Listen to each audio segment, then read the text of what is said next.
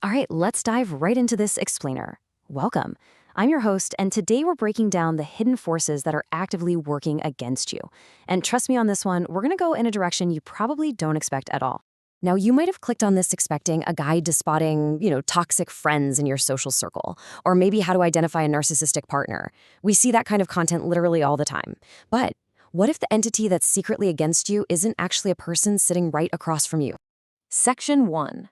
The ultimate fake friend. Who is really manipulating you? Now, this totally flips the script on traditional self-help advice. We spend so much time looking for those interpersonal red flags that we completely miss the systemic ones right in front of us. Turns out the fake friend manipulating you is actually the digital ecosystem itself. Specifically, we're talking about those algorithmic echo chambers that prey on the insecurities of young men online. Our sources, which include some incredible deep dive analyses into these online subcultures, reveal this massive, highly profitable machinery. It's designed to act like a mentor, like it's looking out for you, while it's actually working against your mental and physical health. Wild, right? Moving to Section 2, self-help or toxic ideology, the bait and switch pipeline. Let's take a look at how this builds into a pipeline where these extreme ideologies basically masquerade as innocent self-improvement.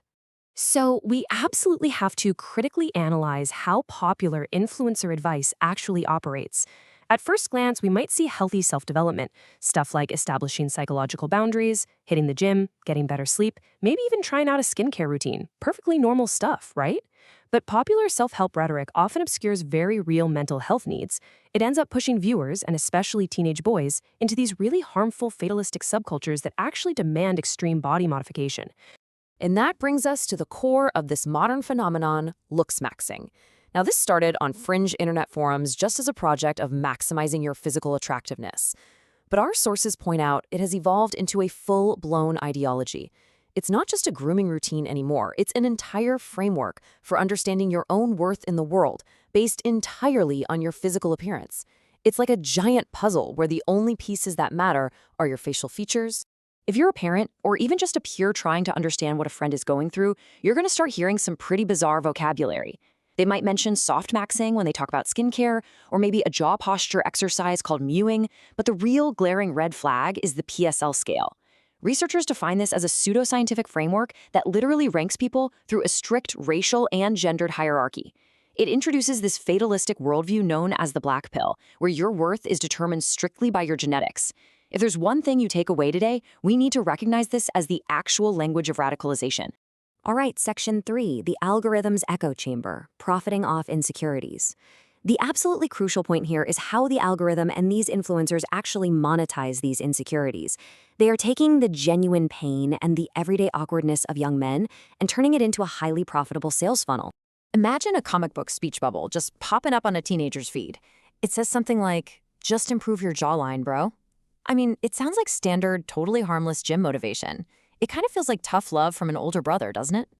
But the thought bubble hiding right beneath that advice reveals the influencer's true intent. As our sources highlight, the real goal here is financial extraction. They manufacture an insecurity, and then boom, they provide the solution. And what's the solution? Pushing affiliate links to unregulated gray market peptides, jaw-chewing devices, or what they call ascension protocols. They're selling the cure to a disease they just invented. And honestly, the manipulation goes way beyond just making a quick buck. Our sources note that researchers view these trends as a gateway. It's wild, but aesthetic optimization is actually being used to funnel viewers straight toward far-right propaganda and incel ideology. For example, some analyses highlight how certain channels, like After School, have been criticized for masking political propaganda as innocent, beautifully animated philosophy. On top of that, this whole push for aesthetic perfection is sometimes directly tied to white nationalist figures. They're basically promoting eugenics, just repackaged for the algorithmic age. Now, we are simply reporting what researchers are mapping out here, but it's a clear pipeline from harmless self-improvement directly into ideological extremism. Section 4, the clinical cost, the tragic story of Clavicular. Okay, let's ground this in reality for a second. We really need to look at the horrifying physical and clinical stakes of this digital radicalization. Because I promise you, this isn't just some abstract internet theory. Our sources highlight the story of Braden Peters, who went by the name Clavicular online. This is a truly sobering case study of a boy who followed this Looksmaxxing ideology to its absolute extremes. At just 14 years old, he didn't join these forums to feel better about himself. He joined to gain quote-unquote political influence through physical dominance. By his mid-teens, he was actually injecting unregulated testosterone he ordered online and using crystal meth just to suppress his appetite. Later on, he engaged in this horrific practice called bone smashing, literally hitting his own face with a hammer. The idea was to supposedly sharpen his jawline bones as they healed. Just think about that for a second. Clinical experts like child psychiatrist Jean Barrison point out that these behaviors carry a totally devastating psychological impact. We are talking about severe body dysmorphia, the abuse of SARMs, which are selective androgen receptor modulators, and even DIY surgical attempts because real clinical procedures are just too expensive. Ultimately, researchers describe this as a progressive erosion of the adolescent sense of self. The actual person just completely disappears into the metrics. Section 5, 6 signs of secret enemies, identifying manipulative behavioral patterns. So, based on clinical insights, here are the 6 subtle signs that this algorithmic enemy has actually infiltrated your child's mind or maybe even your friend group. The first 2 signs really show up in their language and focus. Now, this isn't just a teen spending a little extra time in the mirror. It's a drastic shift from normal teenage self-consciousness to an icy, super clinical measurement of their own worth. You want to look for an obsession with literal millimeters of bone on their face, or maybe the sudden use of terms like mogging, which basically means physically dominating someone else in appearance, or the Blackpill. Then we get to signs 3 and 4, and this is where the ideology becomes physical. The motivation for working out completely changes. It goes from wanting to feel healthy to establishing dominance in a totally fabricated social hierarchy. And you definitely need to keep an eye out for packages arriving with strange supplements, those heavy silicone jaw chewers, or weirdly labeled chemicals. They are literally trying to buy their way to the top of that PSL scale. Finally, signs 5 and 6. These are the major clinical red flags of burnout and dysmorphia. You're going to see a radical withdrawal from friends and some pretty severe changes in eating habits. And this is usually accompanied by an extreme self-contempt. Why? Because they are constantly comparing themselves to digitally altered, literally impossible algorithmic standards. When you see this, it indicates that the digital ecosystem has fully weaponized their insecurities. Which brings us to Section 6, fostering healthy digital boundaries. Actionable steps for parents and peers. So the situation is obviously serious. How do we actually break down the walls of adolescence and foster some real resilience against these toxic online ideologies? Well, first, we really have to understand the appeal. Sociologist Jamila Rosdale explains this perfectly. It is absolutely vital to understand that young men turn to this not out of simple vanity.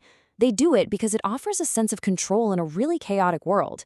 When they feel like they're failing at relationships or maybe struggling in school, these forums offer them a specific, measurable project. Fix your face. It's something they feel they can actually control.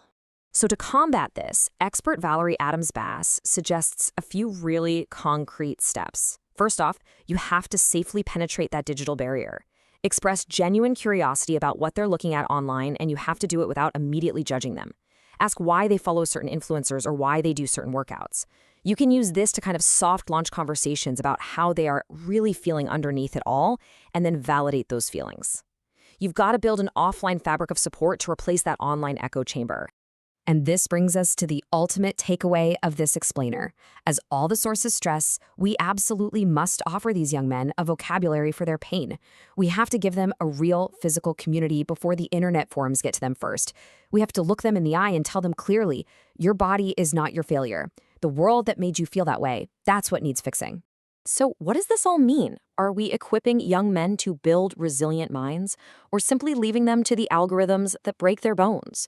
I'm going to leave you with that provocative thought to consider today, because recognizing the fake friend in the machine, that's really only the first step. The next step is deciding exactly what kind of offline world we're building to replace it.